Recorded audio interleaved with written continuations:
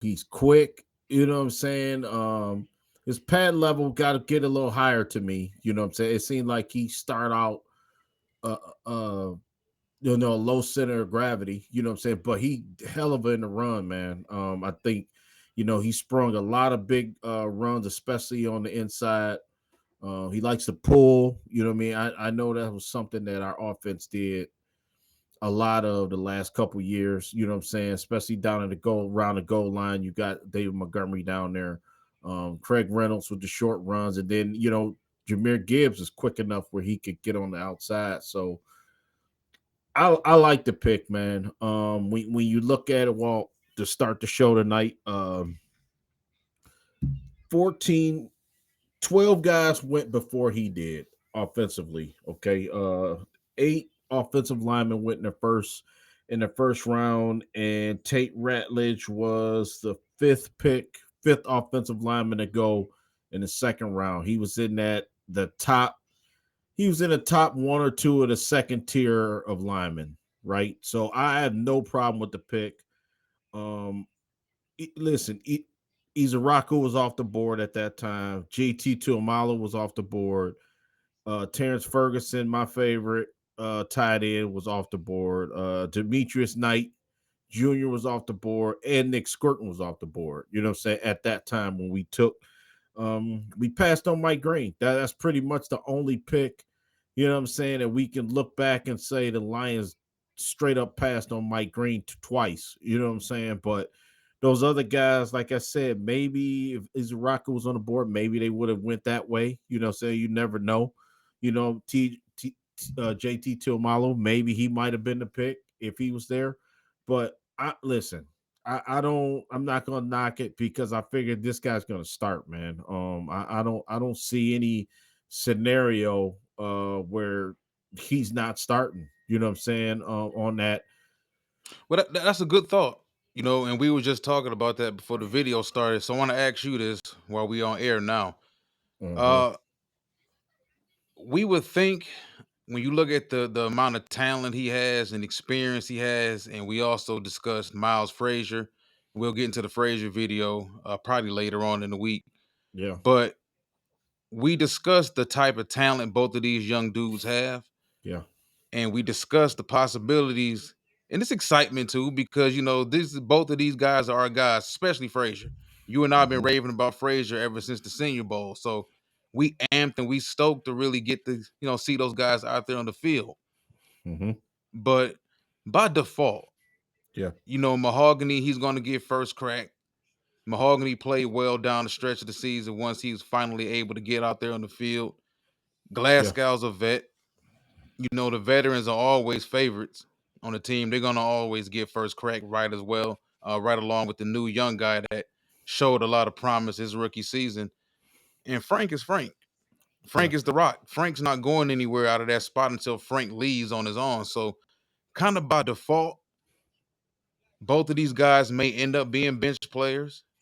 Yeah. We talked about, and we don't want to get too deep into Miles Frazier because this is a Tate Ratledge video, but we also discussed the possibilities with him having so much versatility, being able to play left guard as well as right guard, being able to kick out and play some tackle. He may get on the field quicker than Tate because Tate is purely a right guard. Tate's never been anything other than a right guard. Yeah. Miles has, a ton of versatility. Yeah. Due to that versatility and due to the brutality of the position of being an offensive lineman, guys get hurt. Guys get nicked up on a game-to-game basis. So Frazier could be the guy that sees the field quicker. Yeah. Yeah. And that's facts. I mean, and then okay, if you say that, you're gonna have a bunch of people in the comments, bunch of people gonna say, well, why would you take a guy that's not gonna start, second round? And it's like it's that the big picture is this, man.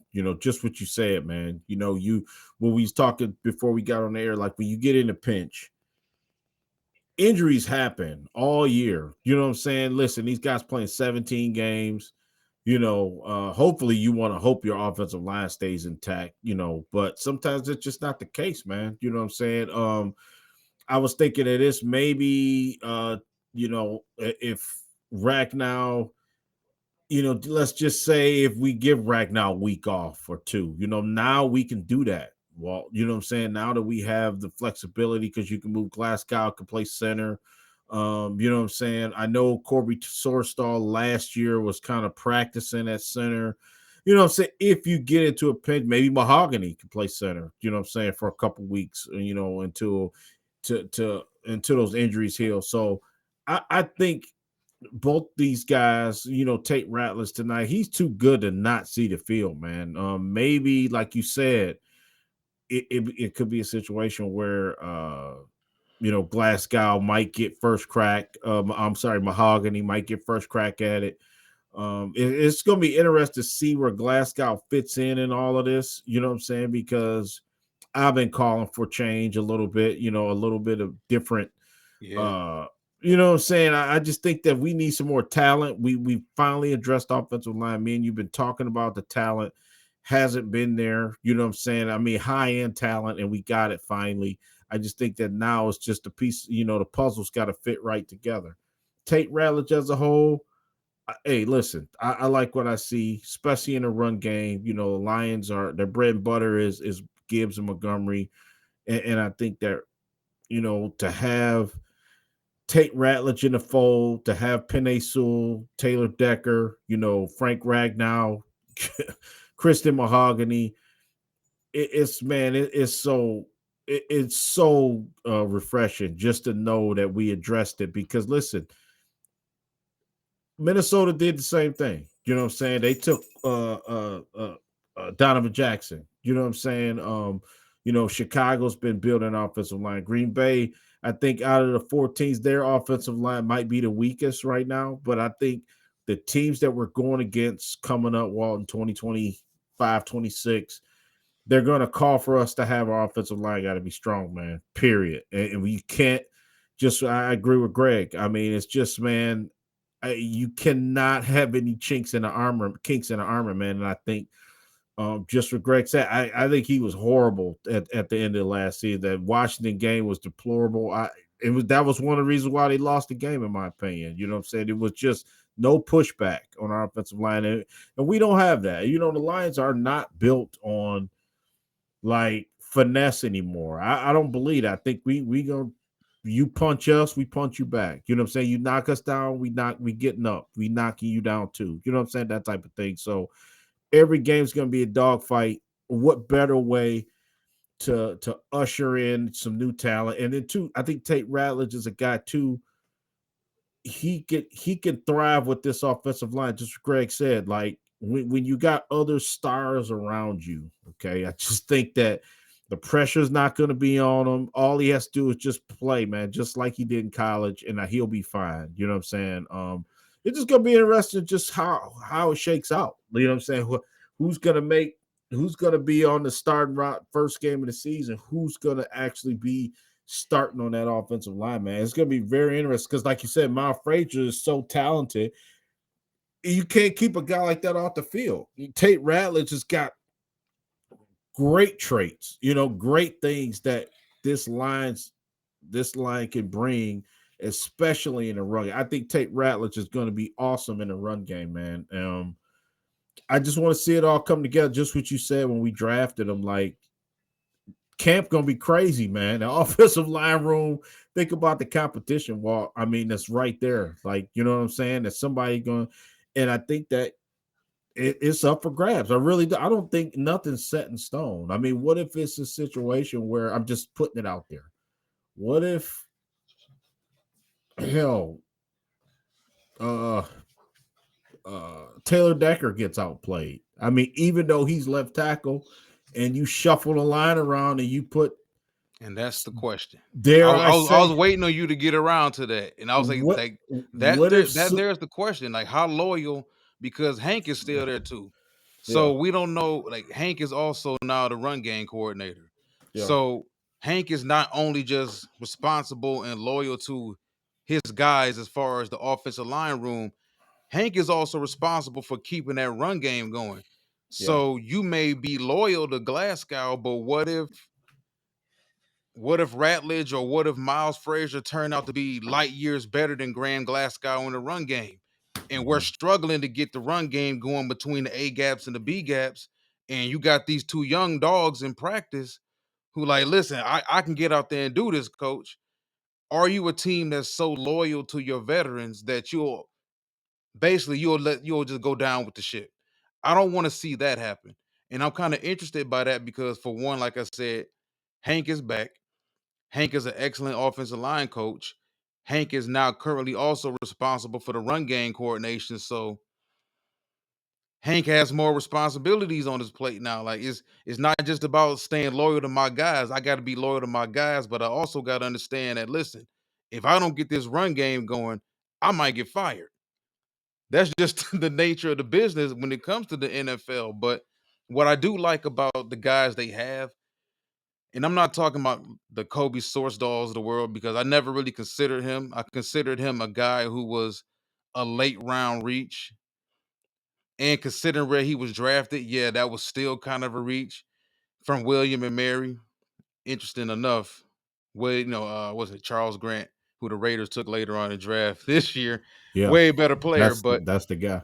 yeah. That's But the I guy. think, Yeah, Miles Frazier, Tate Ratledge, like these guys feel like legitimate shots in the draft.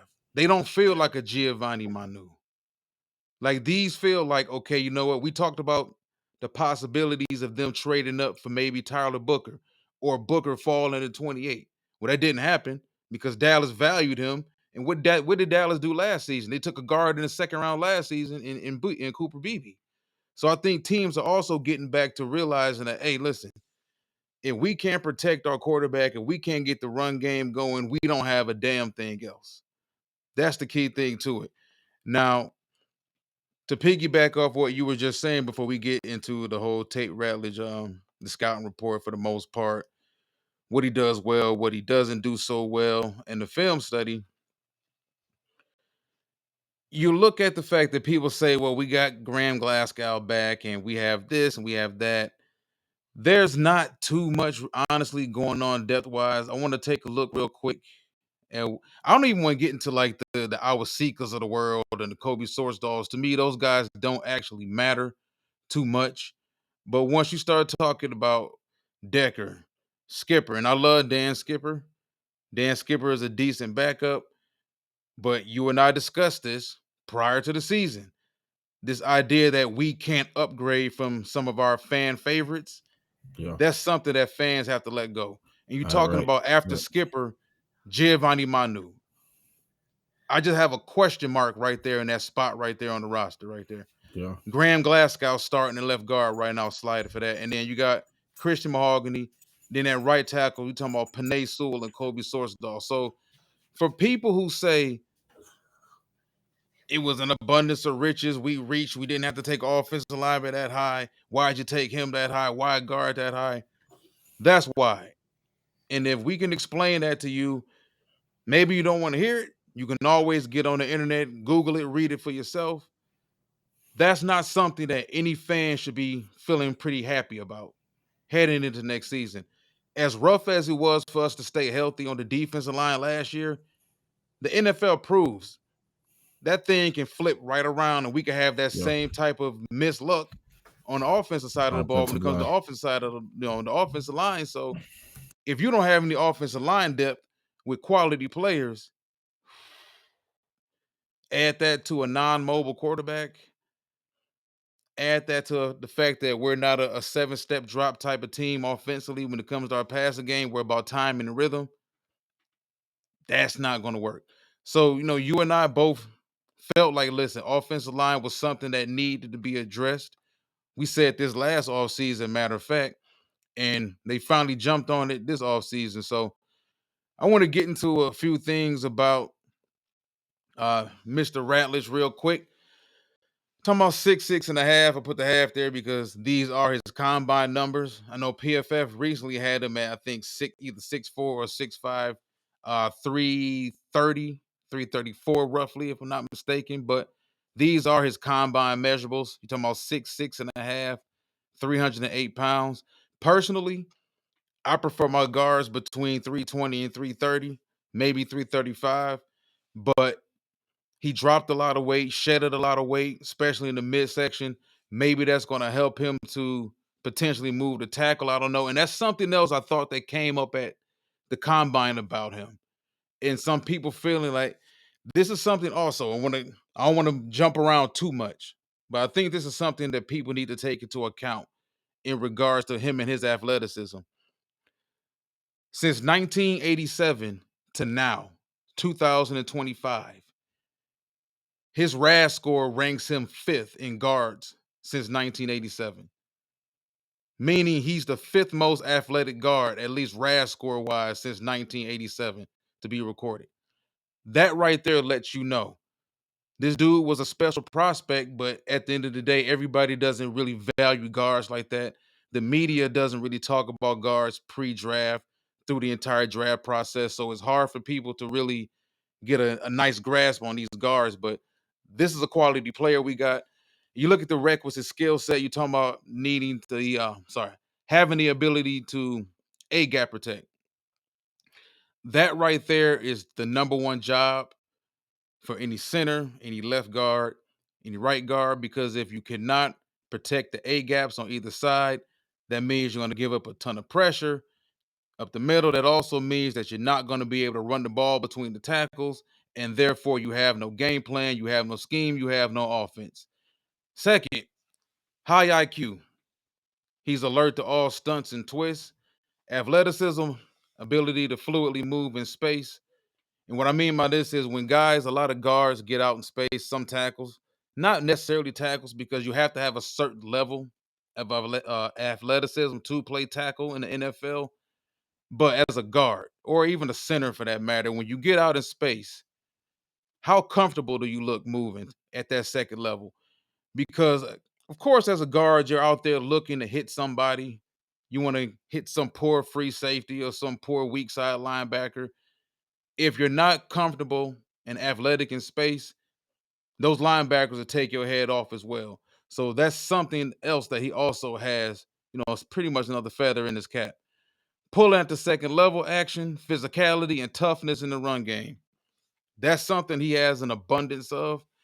You don't have to ask him to be tough. You don't have to ask him to fight.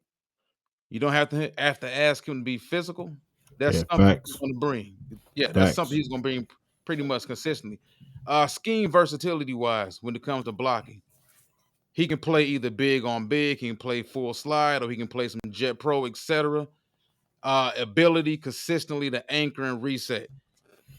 You're not going to always beat every defensive tackle to the spot, every one tech, every two tech, every three tech. So your ability to get to the spot, meet them there, even when they beat you there, secondly, and be able to reset. That means being able to either jump reset or slide reset, tons of knee bend, drop and anchor. All right, we got line of scrimmage mover, not walk back. Simple as that. I think that's pretty much self-explanatory. You do not want to get pushed back into the quarterback's lap. We cannot have that at all. You don't let the line of scrimmage move you back. You move the line of scrimmage at least 5 yards. Wide base, knee bend, explosive. Once again, self-explanatory. You dealing with these defensive tackles. A lot of guards in this day and age in the NFL are 6'5" and taller, 6'4". You don't get too many 6'7" guards for that matter. A lot of these defensive tackles are what, 6'2", 6'3", 315. If you're talking about the three techs, taller guards, shorter defensive tackles, that means you got to get lower than him. He has a pretty good tendency of routinely doing that. Spatial awareness at the second level, already touched on that. Consistent pad level and balance, heavy hands, violent at the point of attack. Those are also things that you don't have to really teach with him. They come natural to him overall. And, those are just the good things. I'm going to get to some of the negatives in a second. But I think if you just look at the positives with him, there's no rational reason why he won't at least be next man up. And I agree with you. I think that if we're talking about strictly from a talent standpoint, he should outplay Glasgow. We also Yeah. feel like Miles Frazier, from an athleticism standpoint and versatility standpoint, both of these guys should outplay him. Yeah. But will they get the opportunities to start? And let's say it's week 3, week 4, the run game is not going, and we're talking about specifically maybe the power inside, the traps inside, the counters inside, none of that is working. And it's directly because we're not getting physical enough, and we got guys in the interior of our offensive line that can't move the line. Are you willing to sit that vet down for the young guy, especially when you brought the vet back? So I think that's a big question that they do have as far as this offensive line overall. Yeah. But just to get some of your thoughts on what I did have up. Yeah, I mean, I think he's a pretty decent in the run. I think he above average, in my opinion. I think that yeah, he's got enough bend to him. I like the quick, light on his feet, man. I think he's super quick. He got a lot of ability to get out of his break and just be ready for the point of attack. You know what I'm saying? He's super explosive too. And I think he's not a over muscular or anything like that. He doesn't look physically imposing, but man, Tate Ratledge is a baller, man. He can play ball. I like everything about him, man. I think he is above average blocking. I think the run game, I think maybe his specialty in my opinion, at least right now. And the Georgia mindset was sort of like maybe run the ball, control the line of scrimmage. He did play with a bunch of athletes on that offensive line as well at Georgia, so he wasn't like the only guy. Which that's the only thing you want to hold against him and say, well, maybe he didn't stick out. 2024, I think he had some injury issues. He didn't play as much as he did last year. I think in 2023 didn't give up a sack. I think it was like 5 pressures or something like that in 2023. So he had like not that great of a year in 23. It was decent. I mean, a lot of linemen would take the year he had, but 2024, like I said, some injuries. Then last year he kind of stood out this past season. So yeah, it is everything to like about him, man. I just think that every time he went up against high end talent, I think they played Texas earlier in the season. He held his own against them guys. When you can't play. I always say this about SEC players. I mean, you're not going to be able to start on the SEC team at all and not be a good player, man. You know what I'm saying? That's how I feel about it. If you're starting for Georgia at offensive line, you're not a scrub, in my opinion. You know what I'm saying? I mean, if that's the case, you would have went somewhere else. You know what I'm saying? Because you can't cut it. So, yeah, Tate Ratledge is everything you would want in today's NFL. Like you say, he maybe not the physically imposing, this big, massive, super uber athletic guy. But you know what? I mean, I just think that he fits everything that, especially with that we're trying to do. And that's the other thing.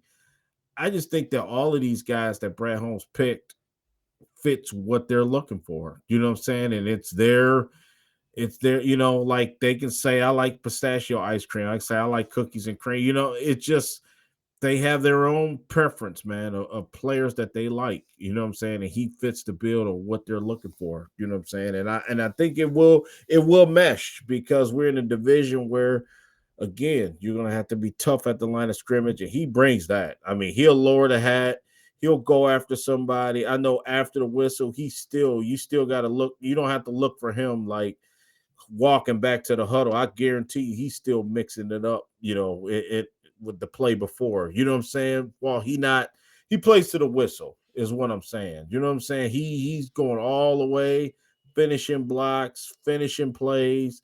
I even seen him getting up the field on some pass plays. You know what I'm saying? To help out blocking. So, what's not to like about this guy? I just find it hard to believe that he's not going to be out there. You know what I'm saying? Just I don't believe that. I think that he's good enough where he could play like right now. You know what I'm saying? Right away, get him out there.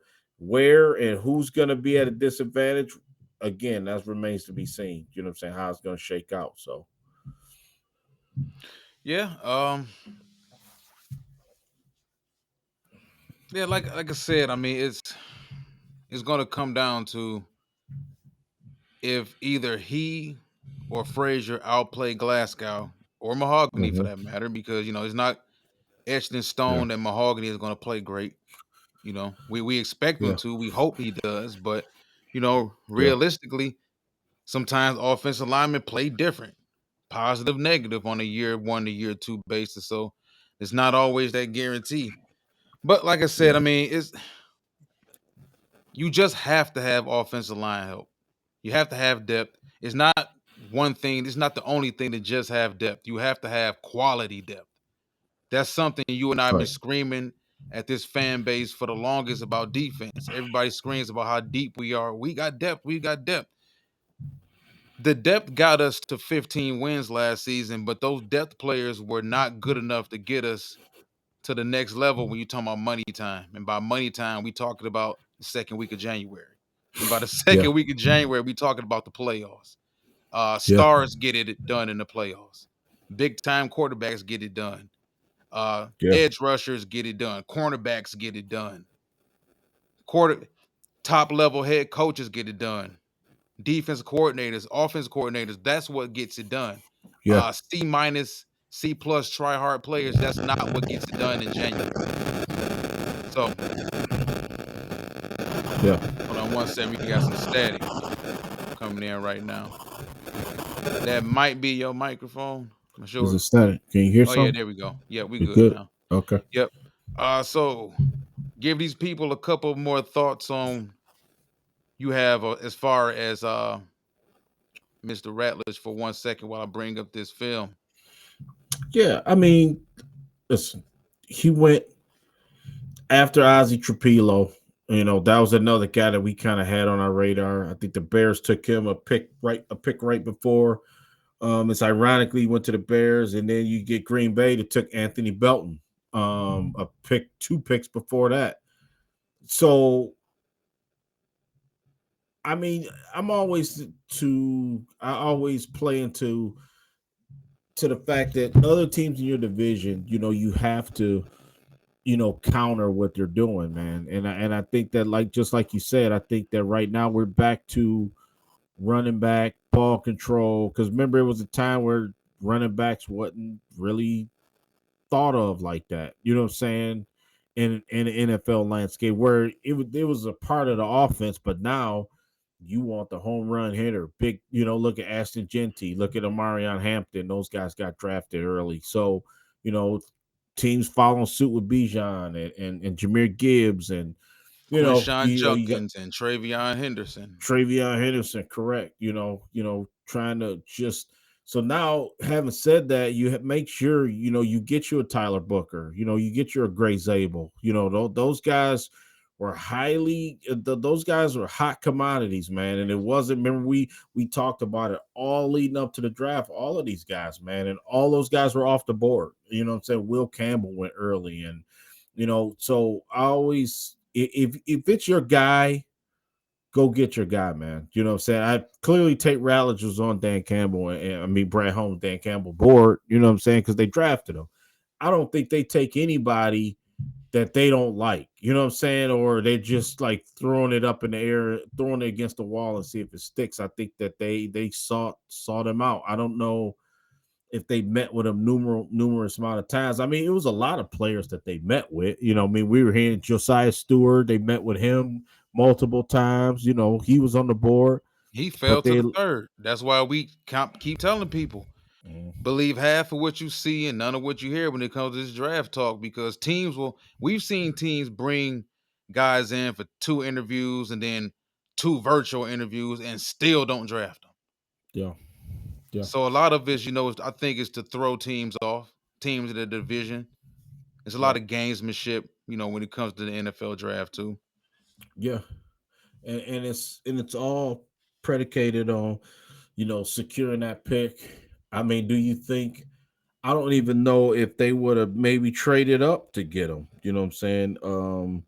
Because I was thinking this maybe if they felt, because remember, let's see, he was the 13th pick, 13 offensive lineman that went, and he was the fifth one in the second round. So they all offensive linemen was going, like all the talented ones. You know what I'm saying? Well, and you don't want to, like you said, pigeonhole yourself and get the seventh best lineman. But I think with a lot of people, I've been talking to a lot of people that had a problem with it. You know, you're picking the seventh best, I mean, the fifth best lineman or sixth best lineman as opposed to getting one of the top edge rushers. And I think that people that are upset, you know what I'm saying, not me or you, but people that I've talked to, that they felt like, well, why would you take him? And you could have took Mike Green, and you could have went a little bit lower and waited and got, Charles Grant. I'm just thinking of Charles Grant because he went in the third, a little bit low.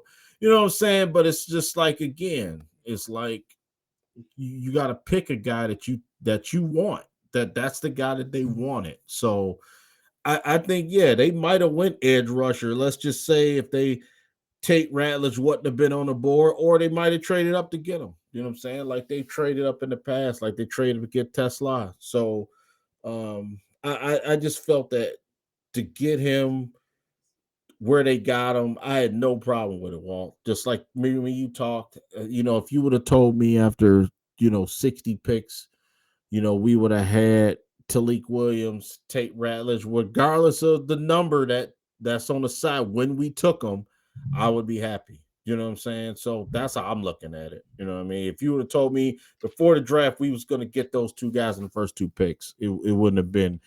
You wouldn't have heard a peep out of me. You know what I'm saying? Because I realize it's once you get into the draft, everything all nothing's off limits, man. You know what I'm saying? You can go in saying I'm gonna get this guy, and then you don't know the team five spots behind you jump up and get that player, those two players you've been talking about for 6 months. You know what I'm saying? You got to have a plan B, right? You got to have somebody else other than this hell bent edge rusher that you wanted. You know what I'm saying? And then Brad Holmes, the only thing he said through the whole process, and I believe him, that he was saying, like, listen, he was like, I can draft an edge rusher, 6'4", 280 pounds, but it might not be the right guy. You know what I'm saying? It's like you can remember what's the kid from Texas Tech went to the Tyree Wilson, right? Mm-hmm. Remember, everybody was hell bent on getting a Tyree Wilson. He's the next best edge rusher, and getting ready to be and he didn't. He has done a damn thing too much. You know what I'm saying, for me? And it was like Right. physically imposing. He looked the part. Man, he was like a young Alden Smith, but dude, he gets on the field, it just hasn't mounted to anything, man. Not at So all.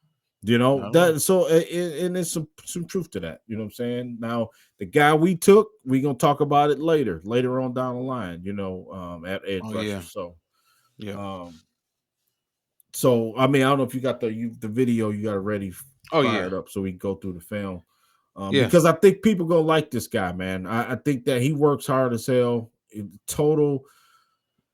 I just like that he gets down and dirty, not flashy. He just does the job, man, in a thorough way, like the most thorough you can do it. He does it. You know what I'm saying? If you tell him, he telling you, telling the guys in the huddle, don't worry about me. I got my man. He's that kind of guy. Like I got my man. Don't worry about me. Well, you You know what see I'm what I saying? put in the description. Like his performance in this game specifically, not just this game, but this game because it's the game we showcasing tonight. But he's very workmanlike, like the Joe Thomas of guards, almost. It's like but that's also experience. That's being well coached. That's also talent, God given talent he has. The size, the athleticism, the aggressiveness, the technique, the dedication to learning your position and honing your skills. He has all of those things. And I picked this game specifically because, for one, Alabama overall is pretty much one of the closest you're going to get to like a replica of an NFL defense. And also from 2023, you're talking about Dallas Turner, Chris Braswell, Jahad Campbell, Deron Payne Jr. were all on this team as well in that defensive front. And they ran a lot of stunts, a lot of twists, Alabama runs a lot of defensive concepts born and bred from the NFL. So, like I said, if you want to get a good feeling for offensive linemen, go see if they play at Alabama and see exactly how they fared against Alabama's defensive front. And in this game, he fared pretty well against them. So I want to go ahead and get into this. We're gonna run at a decent speed. I'm gonna stop and go through a few plays for that matter, but overall, just want everybody to get a good grasp on who he is as a player and what he's good at. All right, so of course he's number 69 right here. Not going to explain the play, but I am going to speed this up a little bit, just a little bit. There we go.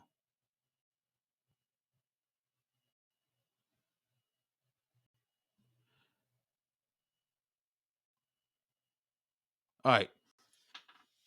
Problem with this play, for one, first off, I love the blocking.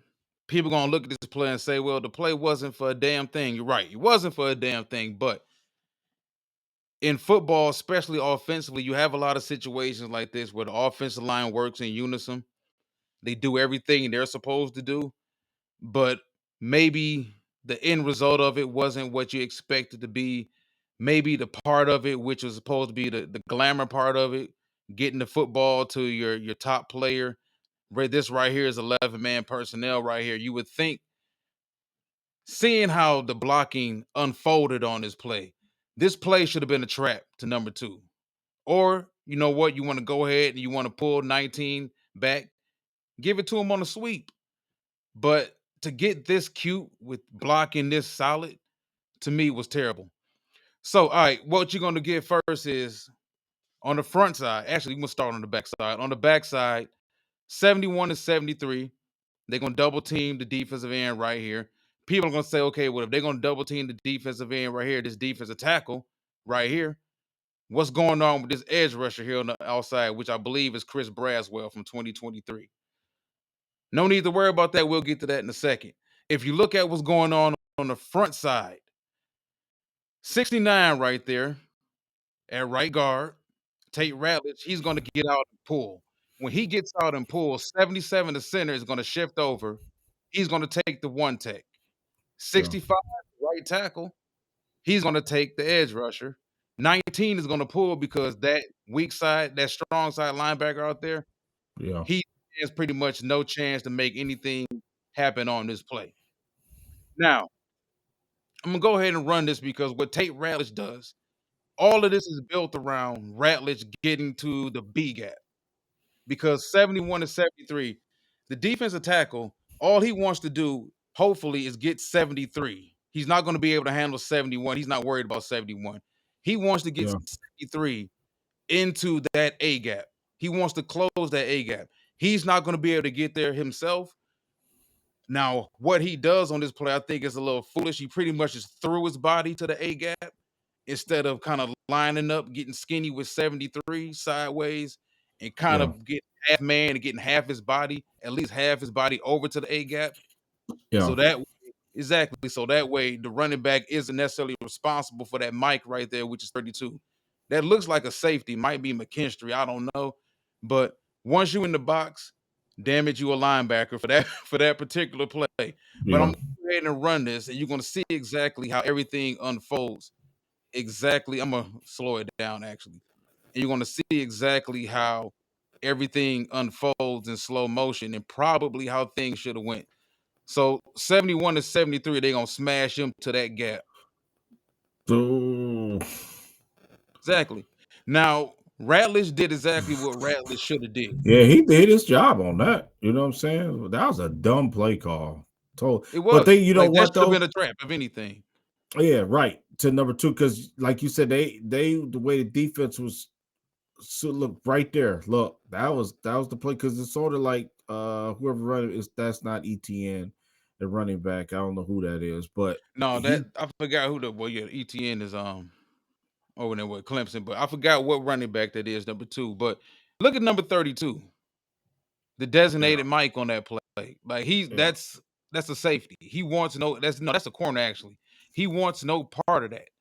So what you're gonna get right here is if you go ahead instead of faking the damn delay to the running back, giving the running back the actual delay on there. Now you got a situation where Ratledge, he's going to take care of this defensive end right here. And if you were smart on that play, the tight end number 19, instead of him carrying across, 19 will actually take the A gap and take on that corner because the corner Yeah, wants nothing. He wants nothing to do with that tight end blocking wise. But instead of you doing it, this is what happens. You get a loss of 3 yards on that play. yeah, So I think that right there is a perfect example of an offensive line working in unison, doing everything they're supposed to do, and overall the execution of the play being terrible. Or at the end of the day, it should have either been a handoff, a trap to the running back, or a delay. But you yeah. end up with a lot of stuff like that. I thought Travis Etienne, ain't that his brother that played for Georgia? I thought his What is? brother Oh, was, didn't his yeah. brother get drafted? What is it? Is it a Nah, but I'm third talking about in ETN? this game. I think his brother played. You I know he right. played last You year right. for You right. Georgia. You right. You right. I That, don't but think that's what that's I was him though. thinking. No, that's you're right about that. Yeah. I think he wears number one. But yeah, but Anybody what I know who was gonna, number 2 was for Georgia last I, year? I, I was thinking of this, Walt. It's sort of like, okay, this is what I can say about Tate Ratledge on this play. I mean, it was a horrible, horrible play, but I can say that he took his man out. I mean, geez, run the play again. I mean, he did. Yeah, there we go, Kendall. Trevor Etienne. I couldn't think his name for nothing. Um, boom, he did his job. I mean, he erased that guy. I mean, how the hell would you? Oh, he went to Film don't Carolina. lie, Okay. bro. Yeah, Look, film don't lie. Look how at in what the 32 did though. yeah. 32 wanted no part of no action at all. Even though this ain't the play right here, this was the prior play. And then ain't you inside the 20-yard line? That was inside. Who the Georgia offensive coordinator, man? That was like you giving away the ball. I mean, you just Carson Beck, he ain't hell of a like that to just be so arrogant throwing a ball like that, man. You know what I'm saying? It wasn't like you got pick a quarterback, not him though. To be that it worked closer down the field. But I mean, I just think that maybe This is the me play you was playing talking scared, about. huh? Said this is the play you was talking about. But all right, so look at 32 playing the role of the mic on this play. So he just intentionally just ran into Ratledge. That's actually what you classify as I'm gonna go to the party, but I ain't gonna dance. Like, that's all That's the he did. that he on All right, so we get some big on that side, on the right side with Ratledge. man. They got ate up, man. For Bama was coming for them boys. Well, also I would say on this play right here, um, Now I can see why Beck threw it away on that one. I mean that because y'all basically in you know so 77 has no action because front side, if you look at the back side of the line right here, you got pretty much man coverage definition of a man coverage version of offensive lineman. Uh, scheme wise, 71 and 73, they taking those two ends right there, and you getting right here on the front side, you getting slide protection. 77 doesn't really have anything to do because that linebacker isn't coming. So all 77 has to do is kind of like chip, help out Ratledge over there with the defensive tackle. And then you got the running back number 8 getting ready to leak out. mm, What the hell is that? okay. Yeah, Okay, now this is terrible on Carson Beck's behalf. he terrible, man. Look at this Oh my protection you god. got. Look at this dome you got Yeah, right here. You oh my look, you god. He got a watched. fence. Listen to this. Look at this, man. Yeah. You watched the running back. You sat there, you stood there and watched the running back leak out. Once again, solid blocking. Boom. Get rid of it. You know what I'm saying? Look Look at where that. you at, bro. You got the goal line. Get rid of it. You You know what I'm saying? I you mean, got that's 3 the on 2 on one side, and you got man up on the backside. Look at you at this. least got, let's You see, look him one, two, off. three, four. Yeah. Holding it, holding it, holding Mhm. it, holding it, holding it. That had nothing to do with the look at that. That had nothing to do with the offensive line, though. Nothing to do with Yeah. the offensive line. He made a hell That's of a Lad play. He still, McConkey. yeah, McConkey. Yeah, that figures. Yeah, first round pick.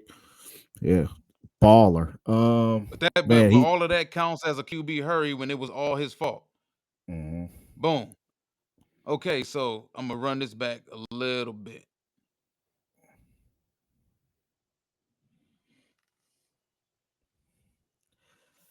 All right, they playing with 2 down linemen. They got 2 edge rushers, 3 linebacker types in tight. Yeah.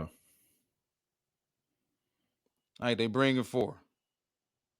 Easy enough. 71. Yeah. He's one on one with the left end.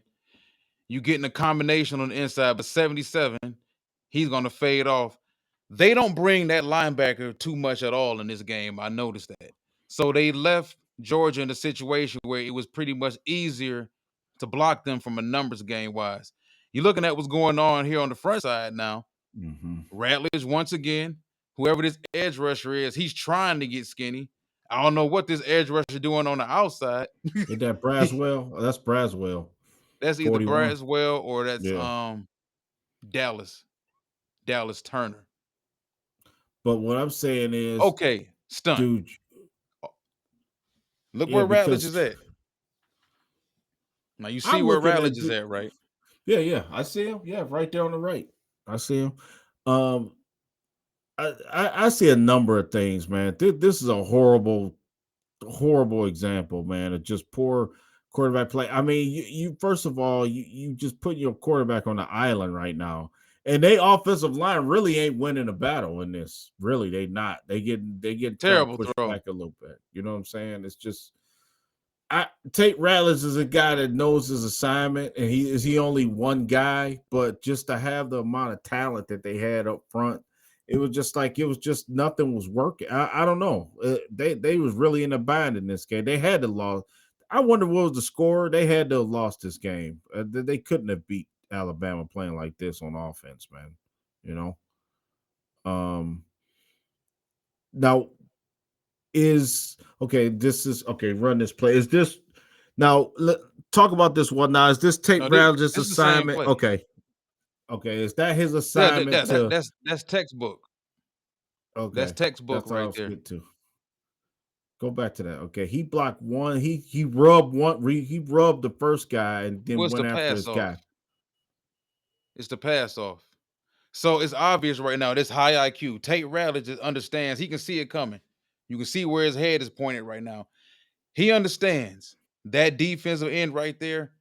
Yeah, He's 41. trying to take 65 because ultimately he wants to get outside of him, outside that shoulder. 41 right there. He's getting Yeah. ready. He's getting primed to cut back inside because he wants to attack that A gap between 77 and Ratledge at 69.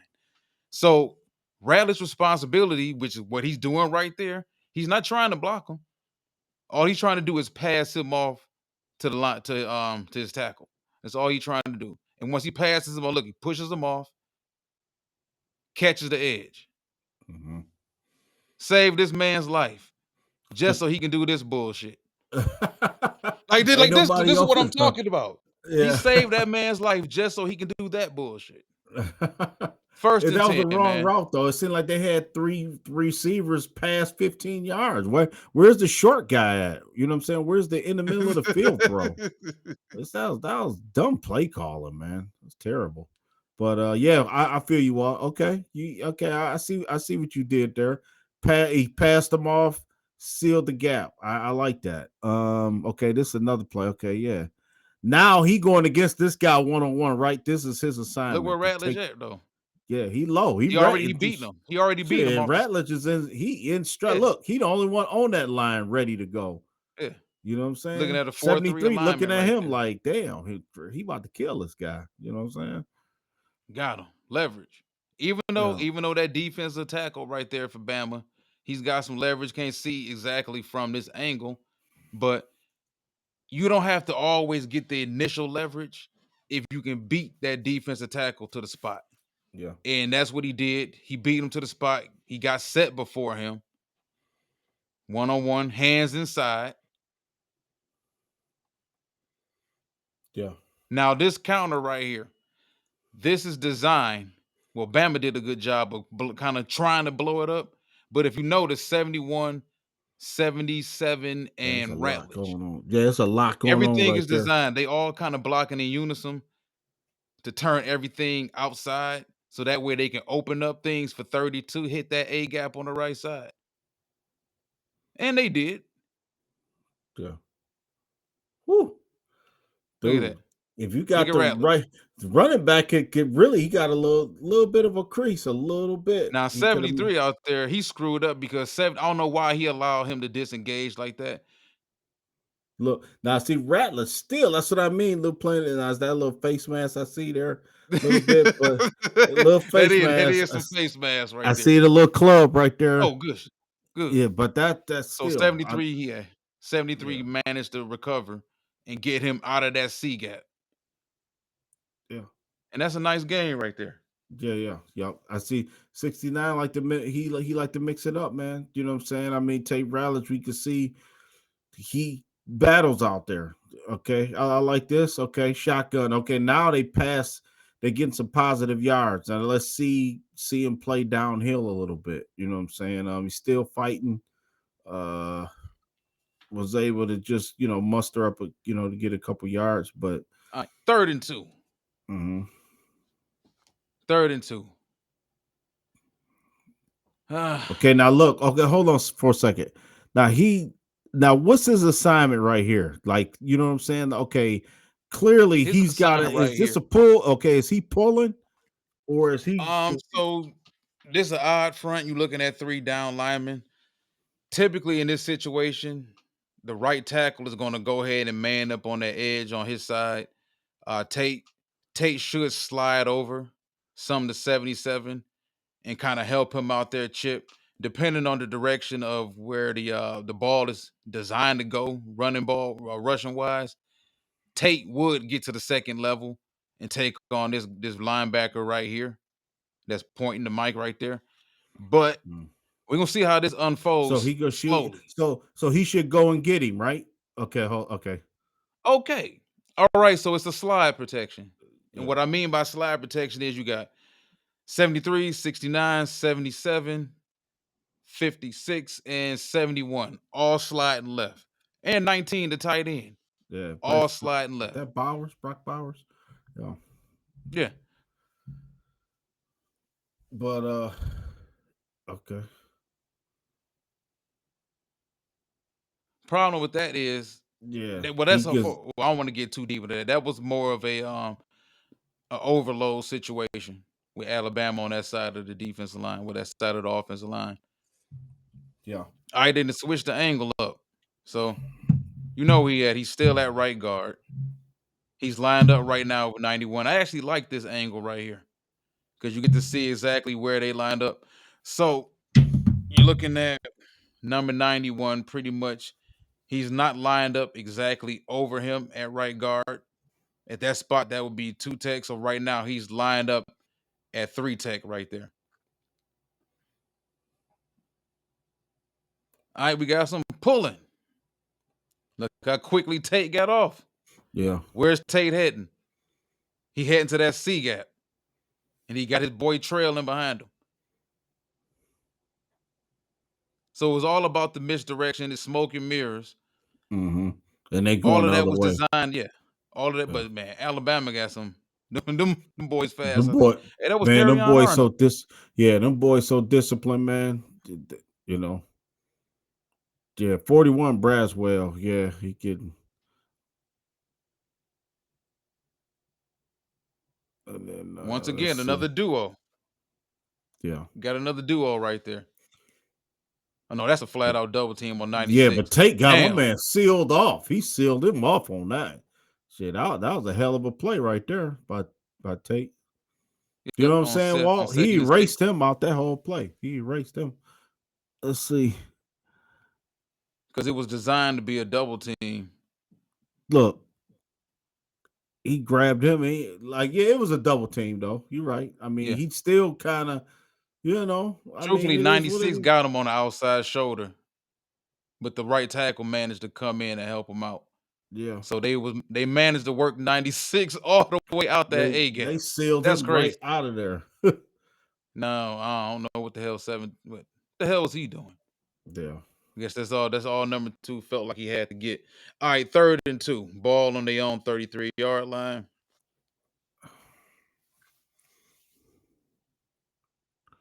Um. See, you're going to get a lot of plays like this too. Yeah, there's a lot going on right there.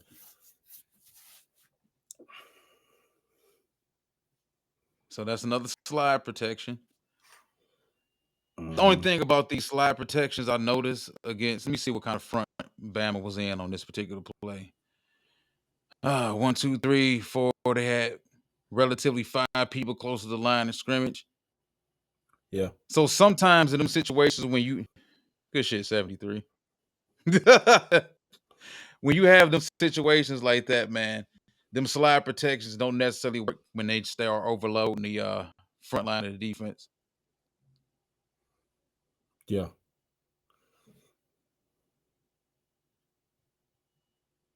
Okay. Yeah. Let's go back to see what happened. Oh. Hold on.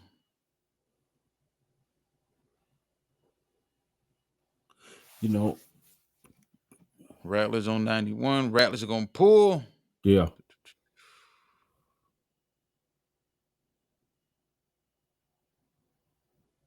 All right, Okay. not bad Yeah. at all. Yeah. No, that's a good play. I mean, even though he kind of was caught in no man's land, but still, like you said, sometimes you can overload one side, and then like you said, misdirection go to the other side. But you got All right, so right here, you're looking at where Tate is at. Tate is going to chip on 96, but you can already see where his head is at. So really, pretty much his responsibility on that is to help out the guard. I mean, help out the center right there with 96. But also, if 41 starts getting the best of his tackle, I may have to slide out and help him on that running that loop. He's watching. Doesn't need to though, because the tackle handles his business. But I think in these blocking schemes, it's interesting to watch how these offensive linemen all work together, and how pass protection, for the most part, people think is all about the left tackle was bad or the right tackle was bad. No, sometimes the center didn't do his job or the right guard didn't do his, whatever. Now you look at right there. What did he do? He finished the play. Now he finished the play against a very small linebacker, but once again he got to the 3rd level. He carried that linebacker to the 3rd level. yeah. Okay, duo.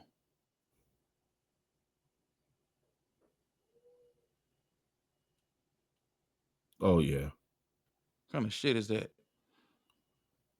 That's your boy though. You give him a clean pocket to do stuff like that. Like that's what I Yeah. keep saying. Yeah.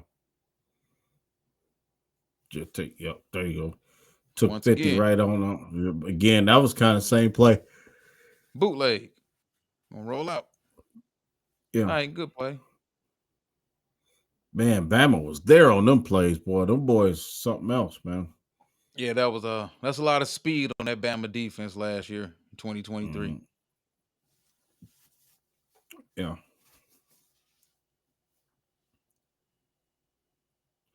Now Tate, now he primarily Walt was right on the right side, right? He doesn't. Yeah, right Yeah, guard. he okay. Right. He's I mean, locked in that's with what I mean. 93 Right right guard. here. Yep. Yeah, okay. So I think the spot that was kind of open last year because Mahogany played right guard next to Sewell.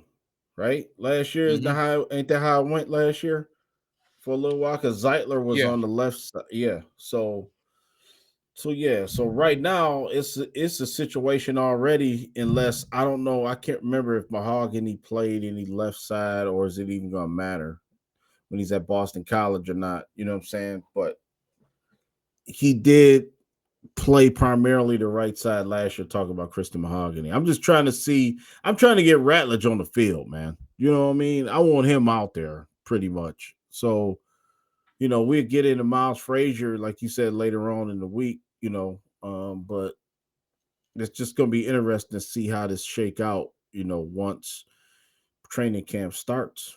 You know what I mean? Because even the situation where Giovanni Manu, it's like he going to be like riding the bench again for another season? You know what I More mean? than Or likely. I mean, I'm just saying, more than likely. yeah, because you clearly got two guys, man. That's Good pull. Nothing happened from because them Alabama linebackers fast as hell. mhm. 3rd and 12. All right, we get to see him get a little bit of get back, absorb a little bit, take on some of these pass rushers.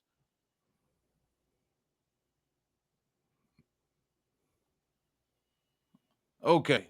So 41 pretty much he kind of chopped himself into a double team right there. Mhm. So if you look at that on the front side on there, Tate locked in with his tackle with 41.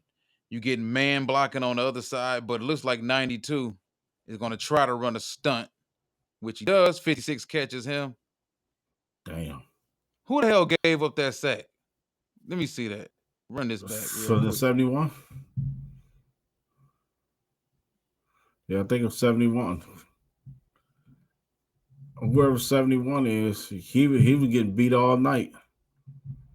Is that Dallas Turner? Hold on 1 second. On that Dallas Turner from Bama? Who got through? Damn, Okay. he Yeah, the overpowered tackle him. got beat. Wasn't Ratledge they got beat. Mhm. Yeah. And this was the year I can that, run a couple more plays before we get people. yeah. And Ratledge was Well, they like, won the this was national the title back, year, was it 2022? I think 2023 was the year 2024, excuse me, he had the injuries. 2023 Yeah. was a more productive year for him. Yep. All right, so Georgia doing all this throwing. Yeah. You're not gonna see too much in the rest of this game because Georgia was in some decent max protect, so you're not gonna Hmm. get a lot. 3rd quarter, 15 minutes, 1st and 10. Yeah.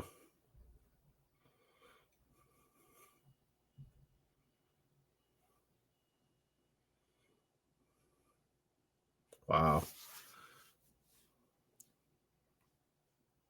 Yeah, there's a lot going on.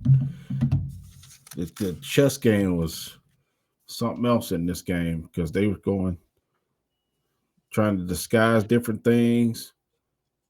Okay, Yeah, now you it's got Ratledge tight, close to the center. Let's see. This is this. Okay. Oh yeah, he took the guy on seven's one gonna pull. by himself that time. Sprung a nice game. You see that time? I will say this: Well, he Bama took, did a great job this game too of erasing all those cutback lanes for Georgia. but that one Rattlers took his man out of there with no help that time. You know what I mean? Sprung a big run.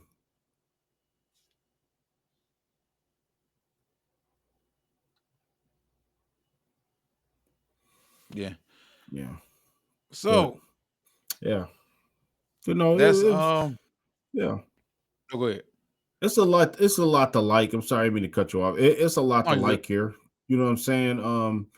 We know every play is not going to be ran the same way, or every rep isn't going to be perfect because sometimes you got to make instincts got to kick in on a dime, man. You know what I'm saying? When you play NFL football, college football for that matter. And for the most part, for me, I think that he's well disciplined. You can see he's well coached because he knows his assignment, he knows his lane, he knows where he's supposed to be. You know what I'm saying? That's one thing that's going to bode well for him. That kind of training and that kind of just experience in big game situations. Like you said, that was the SEC championship game we was watching right there. So I mean, I don't think the moment's going to be too big for him, you know. But I just picture in them games while I think about it in November and December. You know, we got a lot of cold games this year. Think about that. It's going to be outside. I think the schedule comes out. I don't know when we're going to be in Chicago this year. When we're going to go to Philly this year. When we're gonna, you know, I know we got some outside games. I think we play the Commanders too this year. I don't know if it's home or on the road, but it's come Ratledge. Long story short, is Ratledge is going to be a guy you want to have out there, man, to be able to, you know, control a line of scrimmage. You know what I'm saying? I mean, oh, make no mistake about it. If you have an offensive line of Sewell, Ratledge, Ragnow, Decker, you know what I mean? You controlling the line of scrimmage, you know, with those guys, you know, up front to me, if you ask me. So for me, Walt, you know, before we get out of here, I mean, I just think that overall, I mean, let me ask you this. Do you think it was a pick that we had to make regardless of what the glaring need at defensive end was, or do you think or like would you even would have took Tate Ratledge and went just flat out just took an edge rusher? You know what I'm saying? To say, you know what, I Yeah. can get my guy later, which we did kind of with Miles Frazier too. But I just think the question is, would you would have picked him over Mike Green? You know what I'm saying? That's basically I think I'm what's gonna going to go be back the to what question. Brad Holmes been saying forever. Yeah, They're privileged to information that we're not. You know, we can get a hold of film, we can watch all the film we want. That film is still like a microcosm in comparison to the abundance of information they have on these players. And just because we view Mike Green as a first round pick or a top 10 pick doesn't mean they did. Um, did we pass on him? Yeah, we did. If I'm not mistaken, every other team did too, at least once. yeah, The dude had some pretty heinous allegations going against him. We saw Isaiah Bond not even get drafted yeah, because of the allegations he had against him. So maybe yeah, they just view Tate Ratledge as a better player. That's the part of the draft I think fans have to really come to grips with. It's not always about edge rusher. Most important in this position, must take edge rusher first. Like that doesn't always yeah, go that way. I mean, yeah, if guys start coming off the board and then the guys you have a prime example, they talked about the year that Malik Willis and Kenny Pickett and all those guys, Matt Corral, had the first round hype, and hmm, people were rumoring us to take Malik Willis in the top 5, and they wound up not doing that. They didn't take a quarterback, period, and they wound hmm, up. Malik Willis was what, a 5th round pick? hmm, yeah. Yeah. So I That's think a the 10th lot of pick, that yeah. goes back to fans just believing so much of the hype when it comes to these players, man. Overall, but Ratledge, I'm comfortable with the pick because I'll never poo-poo anybody, any team for that matter, organization trying to make sure they keep their trenches tight, on both sides of the line of scrimmage. Yep, And like you said, we talked about this before. This is chess, not checkers. You yep, thinking about edge rush, pass rush. Okay, does anybody pay attention to what the New York Giants did? They probably had pass rush wise the best front 7 in football last year, and they added Abdul Carter and they added Darius Alexander. So they added the best interior pass rush and defensive tackle in Darius Alexander and the hmm. best edge rusher to Brian Burns and Kayvon Thibodeau and Thibodeau, Dexter yeah. Lawrence. Dexter So what the hell Lawrence. is Mike Wow. Green going to do about that? Yeah. It's Right. only common sense. You look at the fact that look at what the Rams did this year. Look what the Rams did last year. Look what the Rams did the prior year with Kobe Turner and Braden Fisk and Jared Verse, and then adding Josiah Stewart this year. Mm-hmm. What is Mike Green going to do to help that? Yeah. They You went know, out and got two offensive linemen because if y'all getting ready to pin your ears back and come after my quarterback, the best thing I can do is make sure we can protect him. Look at the Philadelphia Eagles. You talking about Jalen Carter and Jordan Davis. They lost what, Milton Williams, man, free agency. Williams. What Yeah. did they do? They went out and got Ty Robinson. Yeah. Come on. Yeah. And they Like already had it's Nolan Smith, and you know what I'm saying. They, just yeah. I get what you're saying, and I always think too. And I think we've said this. I've said this numerous amount of times. I do think you got to keep whatever you're good at. You got to continue to be strong at it. You know what I'm saying? And I think the Lions, as much as people want us to be the '85 Bears, or our bread and butter is the offensive line, man. That's where we're gonna win or lose. You know what I'm saying? I truly believe that. I just think that when it comes down to it, yeah, of course everybody knows defense wins, and you need pressure on the quarterback, and you got to be able to get off the field on third down. But the Lions motto is, damn it, y'all ain't outscoring us, period. You know what I'm saying? I believe that. I think that's the mentality. I don't think that they're here to have the number one defense in the NFL. You know what I'm saying? They're not going to have the number, maybe not even a top five defense, which that's fine too. I mean, you don't need a top five defense to win the Super Bowl or be successful. We've seen that. But, you know, so for me, to put a bow on the show tonight, I mean, the pick as a whole, I think we both agree. We both like the pick. I think 80% of Lions fans like Tate Ratledge, you know what I'm saying? Like for what they saw.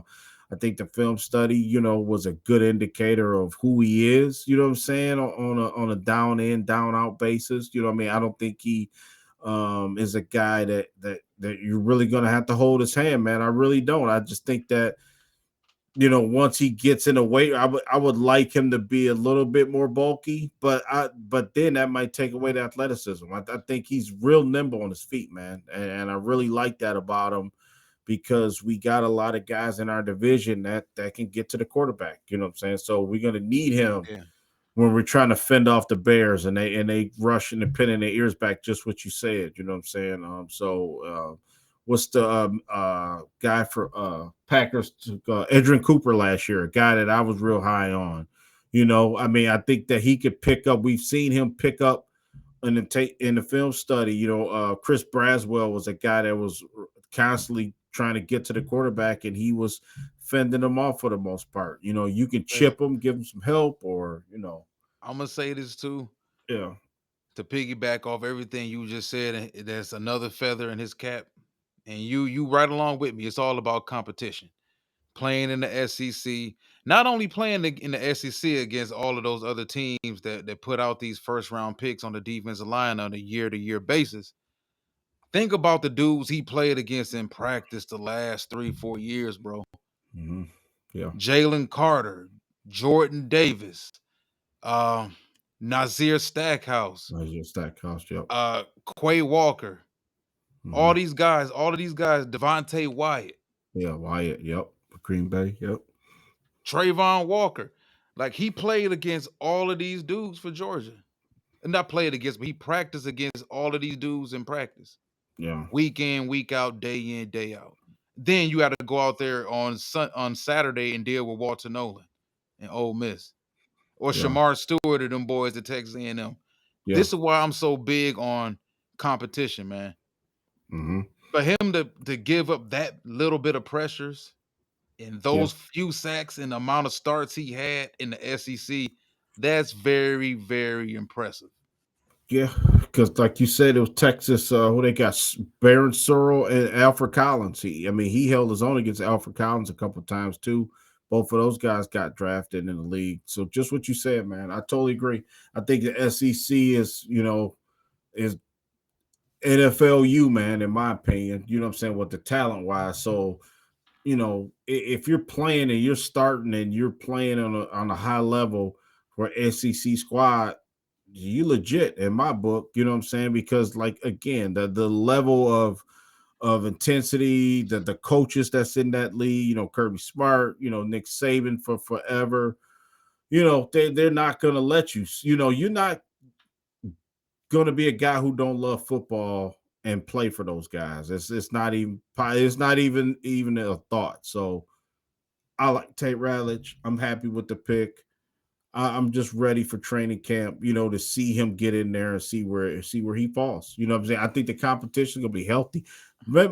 Somebody might not be on this roster that was here on this team last year. You know what I'm saying? As far as Kobe.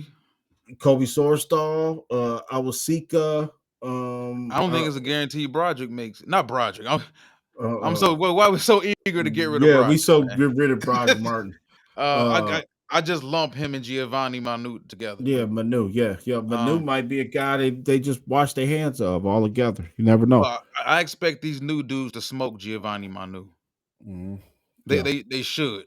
Like he's a complete project, you know. So it's you talking about a guy who may ultimately become another practice squad player, and that's kind of disappointing for year two for him to mhm, be there. But just looking at it based off of the talent that we've added, yeah, and we're not done. You're talking about undrafted free agents. You're talking about adding probably more depth when it comes to free agency overall over the yeah, next few months. You're talking about starting to come in. So yeah, I think we're moving in the right direction, man. And also felt it was very important because Panay Sewell is the rock of that offensive line. He's the youngster, he's the baby still of it. People forget how young Panay Sewell still is. He's gonna be there when all them other boys gone. Decker got, I would say, one season at the longest after this. mhm, I seriously doubt if Taylor Decker is our starting left tackle in 2026. mhm, yeah, I doubt it. For yeah, damn sure not 2027. Listen, Glasgow will be gone. If yeah, Glasgow is not going at the end of 2025, you can off what you just said, could he be gone before the season starts? mhm, If these young boys go out there and just smoke him, he may yeah. not make it to, Yeah, the he might training get camp. cut. Yeah, he Yeah. might get cut. You know what I'm saying? Training. If we see it every training camp, you know what I'm saying. But like you said, we like Graham, and he's been here, and he's from here, been here twice, and with the Michigan. So, he on everybody's softy list, and don't nobody want to cut Graham Glasgow. And not that we picking on him or saying, but the factor of the matter is they drafted two linemen, bro. You know what I'm saying? So somebody, it ain't enough spots for everybody. That's all I'm saying. So somebody getting cut. You know what I mean? The writing's on the wall. If you don't perform, then you're only gonna have so many players that's rotational guys. I mean, you're not gonna carry what, 9 offensive linemen. I don't think. Remember, I think last year it's been maybe 7 or 8 the last couple years. I think it was. Maybe they did carry 9 last year total. I mean, you're talking Yeah. about with the versatility they have now, they could possibly just keep Sourcedall based off the fact that he's been in the system for 2 years. He's done everything they've asked him to do. Can he step in the pinch and play left guard, right guard? Sure, he's proven that he's not a tackle at either spot.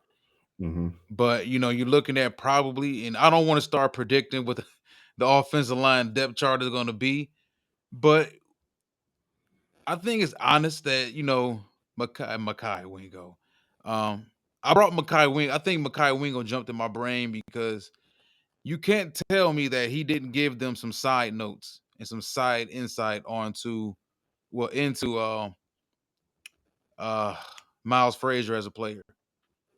Makai Winko spent the last 3 years, no, the last 2 years because he did transfer from Missouri. Makai Wingo spent what 2 years playing against this dude in practice. So Yeah. who knows Miles Frazier better than Makai Wingo? Yeah. Yeah. And they brought him I in. didn't even think about that. That's true. Yeah. That's So true. I think most of these teams nowadays they want to keep at least one swing guy, a guy that can play some tackle, play some center, some guard in the pinch or whatever. That's probably going to be Miles Frazier. Mahogany's going to start. Glasgow's probably going to get the start and nod, unless he chokes things up. But boy, Knowing this organization, they probably got some bigger plans than we even thinking about. They may have plans for this man to play center for all we know. But they may say, man, you know what? Tate Ratledge is so athletic. I think maybe he can play left tackle. Could You be. just you never know because they Mhm. already love cross training all the offensive linemen. Hank loves doing that. Yeah, yeah. You know, I did hear one last thing on defense. I did hear that we could get a rumor out there. We could get Matthew Judon. I heard that on the defensive side of the ball. I mean, we'll get into like late signings because, like you said, I think as a Darius Smith still hovering out there, hasn't signed with a team yet. I think that's real interesting. That he hasn't signed with anybody yet. So that part of the free agent cycle is still, it's still free agency. You know what I mean? And I think a lot of teams now that the draft is over, the dust is settled. Teams are getting their roster together. You got guys like yep. Von Miller still out there. And you got to believe Von Miller's going to latch on to somebody's team here late, before, probably through the summer, you know what I'm saying? But so it's just interesting. It's just interesting those guys haven't signed yet. It's a lot of guys out there. So we'll see what happens. Definitely. And I think that's a bright spot to help Lions fans kind of cope with not getting the big time edge rusher that they felt like they deserved and that if they wanted. We all wanted because I wanted one too in the first round or the second round. But who knows? I mean, the guy that we got later on in the draft out of Boise State, we're gonna get into Yeah. his film. His film was real fun. Yeah, yeah. Ahmed Hassani. Edge Yeah. rush film is pretty fun to watch, and his guys that play as powerful as he plays, as fast and as Mm-hmm. determined as hair on fire as he plays. Yeah, Lions fans are gonna love him, and he could Not, turn out to, mm, be the guy that gives us that pressure. that's right. That's right. And then next show we going into Isaac Tesla. We That's driving the Tesla. driving a Tesla. That's what we doing. Okay. Yeah. Yeah, so I think this is gonna be real fun because this guy's got something. I'm just gonna be honest to our audience. Don't know that much about him. I ain't gonna lie. I did. He came across the board for me. I heard Lewis Riddick talking about him maybe 2 weeks before the draft, and I try to watch because I like Lewis Riddick. I think he's excellent what he does.